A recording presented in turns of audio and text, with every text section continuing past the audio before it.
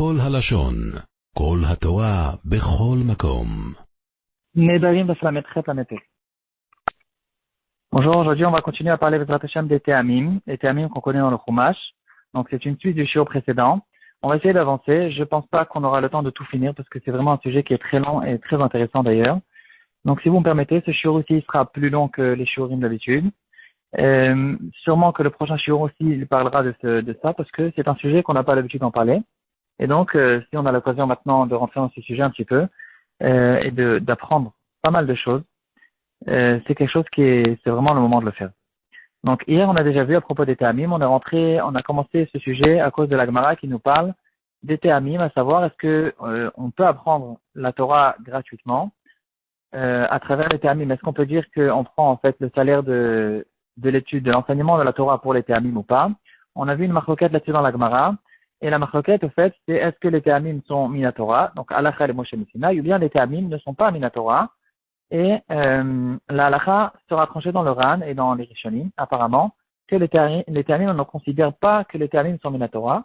Et donc, quand je vais enseigner la Torah à quelqu'un, je peux dire que je prends le salaire pour les Tehamim. Il y aura une différence nefkamina là-dessus à propos de quelqu'un qui est Moudarana. Donc, de là, on en est arrivé à ce sujet-là.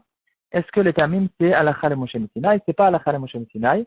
Et on a vu que d'après ceux qui pensent que les Tehamim ne sont pas considérés comme une halakha Moshe Sinai, au fait, on ne sait pas qui a inventé les Tehamim. On sait que c'est quelque chose qui est extrêmement ancien, qui est arrivé vraiment, apparemment, des premières générations qui sont arrivées après la Torah, même peut-être Moshe Rabbeinu lui-même, ou bien peut-être que ça vient de la Nevoa. Donc chacun qui a écrit un sefer des Nevi'im ou des Ktuvim, en partie, quelque chose qui fait partie de la Nevoa, c'était de donner les Nekudot, les voyelles sur les lettres, et les Tehamim aussi sur les lettres, qui nous donneront beaucoup de sodot, de secrets de la Torah. On va en parler peut-être à la fin du shiur ou peut-être dans le prochain shiur.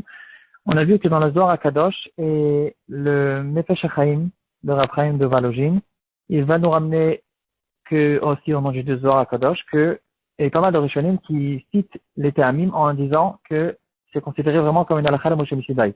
Donc malgré que peut-être point de vue halakha, on ne considère pas ça comme une halakha de Moshe Sinai, mais quand même, ça fait partie des choses qui n'appartiennent pas à une seule personne. C'est quelque chose qui appartient au clan d'Israël depuis toujours. Ça fait partie vraiment de la Torah. Il y a des secrets incroyables qui se trouvent dans le Zohar HaKadosh, dans les Sodot de la Torah à ce propos-là.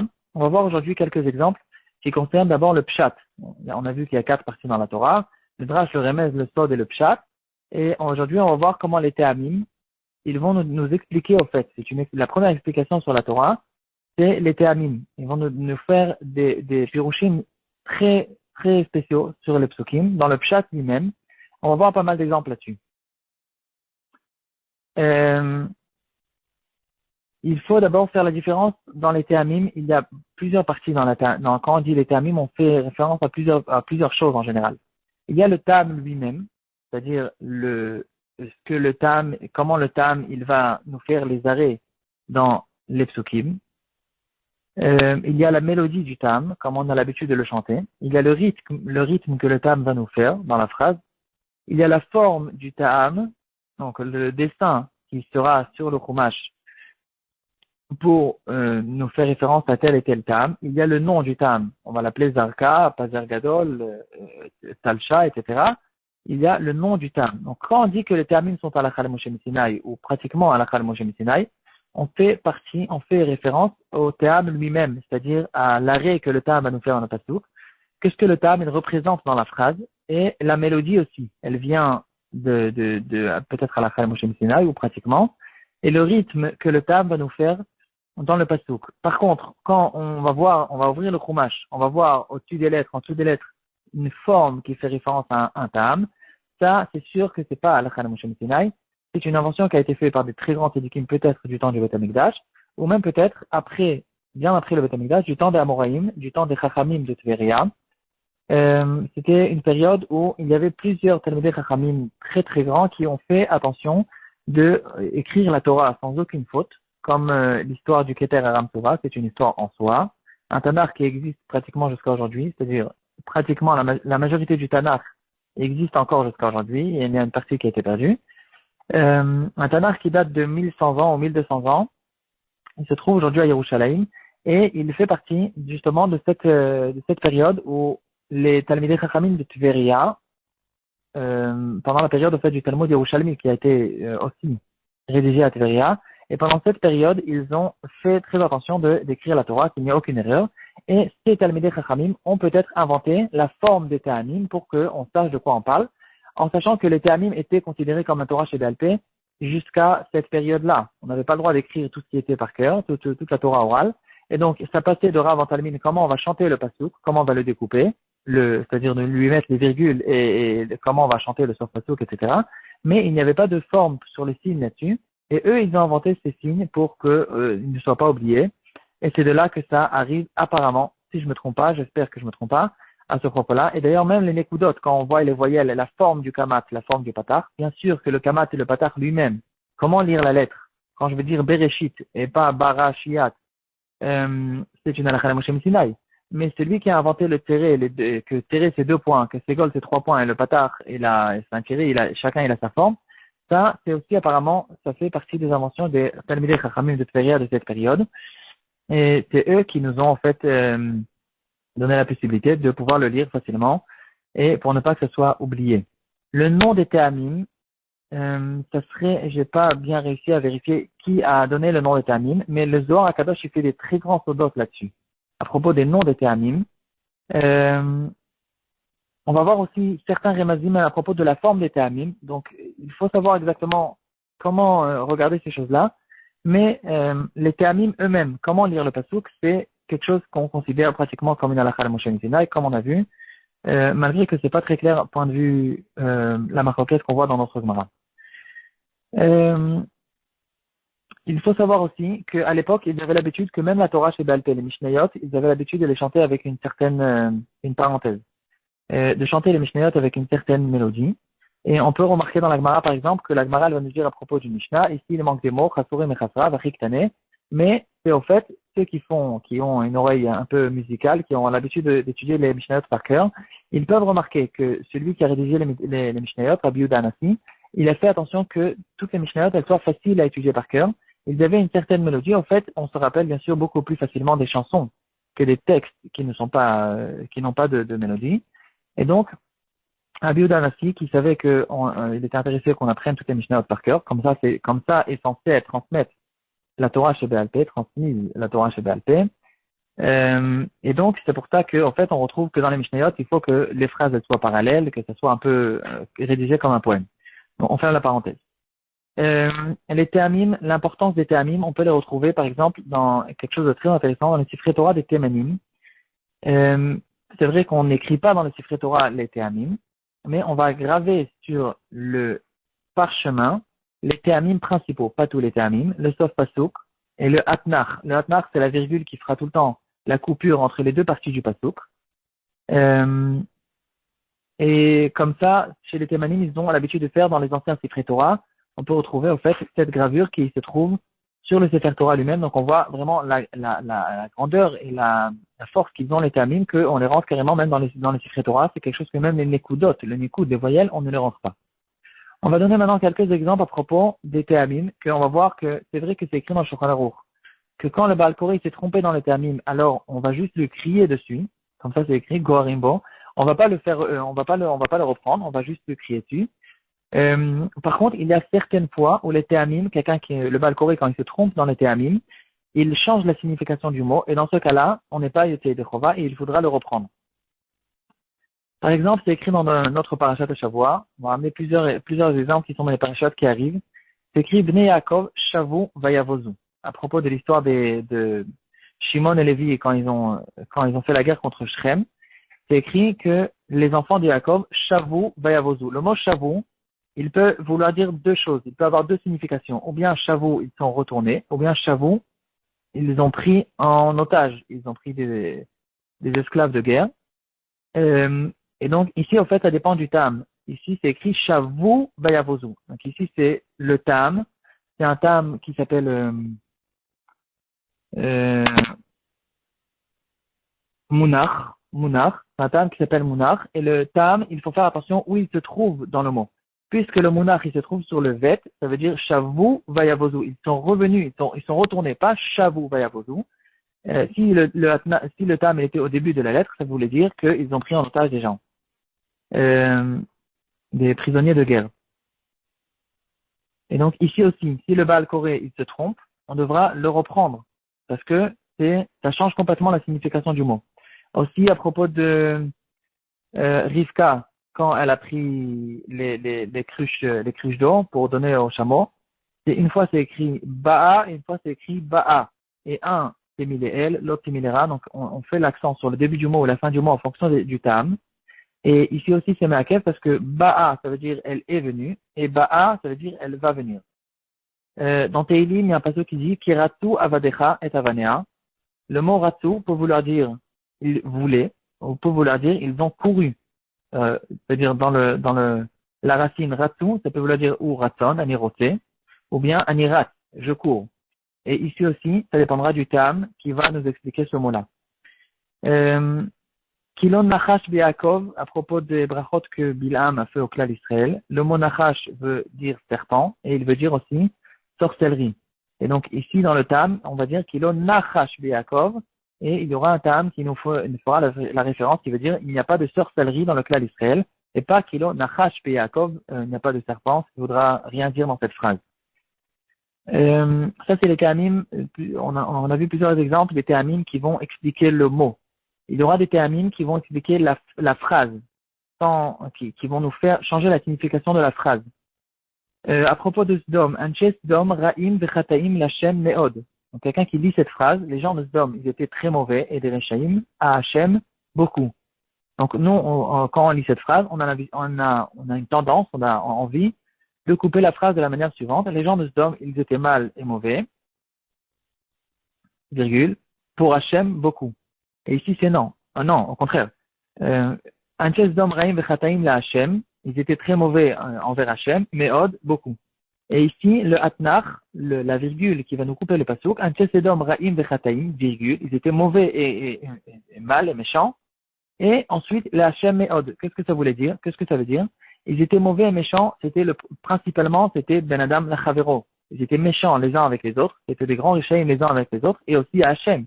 Mais c'était pas Raïm et Chataim, l'Hachem et Od, l'accent, la punition qu'ils ont reçue, c'était à cause des problèmes qu'ils avaient, Ben Adam et Chavero, c'était des voleurs, des gredins, et surtout, pas forcément sur la vérote qu'ils ont fait Ben Adam et Makom. Donc ici, on voit comment le Atnach, là, sur le mot sur lequel il est posé, il va nous changer la signification du pasuk. Il y a quelque chose qu'il faut savoir aussi dans Shirat Hayam, on le lit tous les jours, et on peut se tromper. On dit Tsalelu Kaoferet Bemaim Adirim. On a l'habitude, on a envie de lire Tsalelu Kaoferet, donc les Égyptiens, ils ont coulé comme du plomb, Bemaim Adirim dans des eaux incroyables. Mais en fait, c'est une erreur complète. On va dire Tsalelu Kaoferet Bemaim. Ils ont été coulés comme du plomb dans de l'eau. Adirim, c'est pas l'eau qui est de l'eau incroyable, c'est Adirim, c'est les Égyptiens qui étaient très forts. Eux, ils ont coulé dans l'eau. Donc, Tsalelu Kaoferet Bemaim, virgule, Adirim, ça revient sur les Égyptiens. On comprend qu'il y a une différence si on va dire Be'amoud Esh Ve'anan, ou bien Be'amoud Esh Ve'anan. Quand on dit une colonne de feu et de fumée, de nuée, alors est-ce qu'on parle de la colonne de feu, virgule, et une nuée, ou bien d'une colonne de feu et de nuée? Donc, on comprend que la virgule qu'il y aura ici, elle pourra nous changer le pshat du pasuk. On dira bien sûr, Be'amoud Esh, virgule, Ve'anan. Lotignovu, Velo tekachashu, velo teshakru ish bamito, c'est un pasuk qui se trouve dans Parashat Toshim, si je ne me trompe pas. Et ici, c'est intéressant de remarquer que le Atnach, la virgule, elle se fait au début du pasuk. On dit Lotignovu, virgule, Atnach. Lot ekachashu velo teshakru ish bamito. Si on aurait voulu nous couper le pasuk, on aurait coupé peut-être moitié-moitié. On aurait dit Lotignovu, tekachashu, virgule, velo teshakru ish bamito. Et ici, la virgule, elle a été mise au début du pasuk. Ici, on apprend carrément une halakha. Parce que puisque c'est écrit à la fin, Velot Shakru Ish Ba'amito. Donc, quand on dit Ba'amito, c'est envers ton copain. Donc, on parle d'un juif et pas d'un goy. Et donc, on dira, Lotignovu, vous ne volerez pas du tout. Donc, de voler, on ne vole pas même à un goy. Par contre, Lotekachashu Velot Shakru Ish Ba'amito, de tricher, c'est qu'envers les juifs qu'on n'a pas le droit de tricher, mais on a le droit de tricher envers un goy. Donc, par exemple, un goy qui il a oublié de me rendre la monnaie, ou bien je lui dois de l'argent et il a oublié complètement, il n'y a pas un problème de Chilul Hashem. Dans ce cas-là, j'ai le droit de ne pas lui rendre l'argent, parce que c'est pas considéré comme un vol, c'est considéré comme une tricherie. Donc ici, on apprend vraiment une halakha, grâce aux théamim qui vont nous donner le pshat du pasuk. Donc, et on a vu hier que les théamim, le mot ta'am, il a deux significations, et deux choses différentes. Il y a le ta'am qui veut dire l'explication, la raison, comme on dit le ta'am de la mitzvah, la raison de la mitzvah. Le mot ta'am veut dire aussi ta'im, quelque chose qui est bon, qui a un bon goût. Et les théamim, bien sûr, ils vont nous donner tout le goût sur le chumash. La beauté du chumash, c'est les théamim. On peut remarquer souvent les théamim, comment les théamim, en fait, ils nous font rentrer dans l'histoire. Il y a un pasuk que j'ai remarqué en fait, c'est pas, on comprend pas tout le temps ce que les théamim veulent dire, bien sûr, mais il y a certains pasukim où c'est très mis en, les théamim, en fait, ils mettent en relief un pasuk d'une manière très forte. C'est écrit, par exemple, à propos de Yitzhak Avinu, dans la paracha précédente, quand il a donné les brachot à Yaakov, et puis après, Esav, il est arrivé. Esav est arrivé, et c'est qu'à ce moment-là où Yitzhak Avinu, il a remarqué que Esav, c'était un grand rachat, et Rashi va nous dire qu'il a vu le Geinom en dessous de lui. Et c'est écrit le pasuk qui dira, Veichirad, Yitzhak, Harada, Gdola, Meod, Vayomer, Miefo, etc. Et ici, tous les termes de ce pasuk, on voit comment ça monte, ça descend, etc. Et c'est un pasuk très, très intéressant. Et, il y a un Zarka, après un Talcha, un Paser Gadol, tous les termes qui sont très longs, on les retrouve dans ce pasuk. Donc on voit ici vraiment la peur que Yitzhak Avinu il a eu. Dans Chet Haegel aussi, il y a des psukim, on remarque vraiment comment le pasuk il nous freine à chaque mot, il nous fait arrêter, comment quelqu'un qui veut essayer de s'imaginer comme un juif fait une avéra, il a qu'à lire les psukim du Chet Haegel, il va voir comment on s'arrête, on recule, on s'arrête, on reprend, on se demande quoi faire, etc. On entend, on sonne, les psukim, ils nous sonnent avec les théamim. Comment l'histoire s'est passée. Aussi à propos d'une certaine voix de Moshe Rabbeinu qui dira qu'après sa mort, les Israël vont faire Avodah Zarah. C'est écrit Vekam Ha'am Hazeh Vezana Achere Elohim Acherim. Et ici aussi, il y a des freins à chaque mot. Vekam, Ha'am, Hazeh, Vezana. Donc on voit ici comment le pasuk qui nous fait vraiment vivre cette situation. Kama Yemesh Nechayecha, Yaakov Avinu qui rencontre Paro. Et Paro, il lui dit, quel âge tu as? Et Yaakov Avinu, on a l'impression qu'il ne répond pas à la question de Paro. Il commence à raconter sa vie. Il dit, sache que ma vie, elle était très difficile. J'ai eu ceci, j'ai eu cela. Et je ne suis pas très âgé. Et ici, on ne comprend pas. Il a posé une question et Yaakov Avinu, on dirait qu'il ne le répond pas. Ici, avec le terme, on pourra comprendre ce pasuk. C'est écrit Kama Yemesh Nechayecha. Sur le mot Kama, il y a un Pazer Gadol. Kama, en fait, on dirait que Paro, il a vu Yaakov Avinu qui avait l'air très, très, très, très vieux. Et Paro, c'est pas une question quel âge tu as, parce que ça m'intéresse de savoir quel âge tu as pour savoir, maintenant tu es arrivé en Égypte, on veut savoir quoi écrire sur ta carte d'identité. C'est pas ça la question. La question, elle était, mais quel âge tu as? C'était une question ça veut dire, c'est une question avec un point d'exclamation à la fin, pas un point d'interrogation. Et Yaakov Avinu qui a compris la question, bien sûr, c'est pour ça qu'il lui répond, sache que je ne suis pas très très vieux, mais quand même, ma vie, elle était très difficile, c'est pour ça que j'ai l'air de ce que j'ai l'air. Il y a certains ta'amim, il y a, par exemple, on ne peut pas parler de ta'amim sans parler du ta'am de Shalchelet. Il y a un ta'am qui s'appelle Shalchelet qui se trouve que 4 fois dans la Torah. C'est un ta'am qui est très rare et qui est très long aussi. À chaque fois où c'est écrit Shalchelet, la signification du tam veut dire quelqu'un qui s'est attardé énormément. Donc, par exemple, à propos de Lot, c'est écrit Vait Mama. On voit dans le pasuk comment Lot il essaie de sauver en dernière minute toutes ses affaires, en sachant dans quelques minutes, Sodome va être complètement retourné. Donc, Vait Mama, et donc on voit ici, on entend comment Lot, on peut s'imaginer Lot qui essaie de sauver le maximum d'affaires avant de se sauver. C'est écrit aussi un Shalchelet sur Vayomer, sur Eliezer. On s'imagine la scène que Eliezer il cherche une kala pour continuer le clan d'Israël, une kala pour Yitzhak, et donc il demande à Hachem quoi faire, etc. Et c'est écrit sur le mot Vayomer qu'il s'arrête, qu'il tarde. Vayemaen sur Yosef. qui refuse la femme de Potiphar. Vayemaen aussi, on voit ici la difficulté, le nisayon incroyable que Yosef il a eu. Et le dernier cas où il y a écrit Shalchelet, c'est écrit à propos de Vaishrat. Vaishrat, à propos de Moshe Rabbeinu qui fait la shrita de Shivat Imam Elohim. Ici, on peut se poser la question, qu'est-ce qu'il y a de spécial? Moshe Rabbeinu, il a fait une shrita. Ici, il y aura une très très belle explication que j'ai entendue. Tout le temps, celui qui va faire le korbanot, les korbanotes dans toutes les générations, ça sera tout le temps le Kohen. Une seule fois dans l'histoire, c'était pas un Kohen qui a fait le korban, c'était un Lévi, Moshe Rabbeinu. C'était dans l'inauguration du Mishkan, et il y avait certains korbanotes que Hachem, il a dit à Moshe Rabbeinu que c'est lui qui le va faire. Dans le dernier korban, c'est écrit Vaishrat avec un shalchelet. Ici, on peut s'imaginer la scène, Moshe Rabbeinu qui sait qu'il ne va pouvoir jamais à partir de maintenant faire des corbanotes, et donc il s'attarde, il tarde, il fait des corbanotes à propos de cette shrita. Le shir, il a encore tardé, encore une fois, il y a encore beaucoup d'exemples intéressants à ramener. On va peut-être continuer la prochaine fois. Bon, je pense qu'on va continuer la prochaine fois, j'espère que la prochaine fois on va quand même réussir à finir. עולם שלם של תוכן מחכה לך בכל הלשון 03-617-1111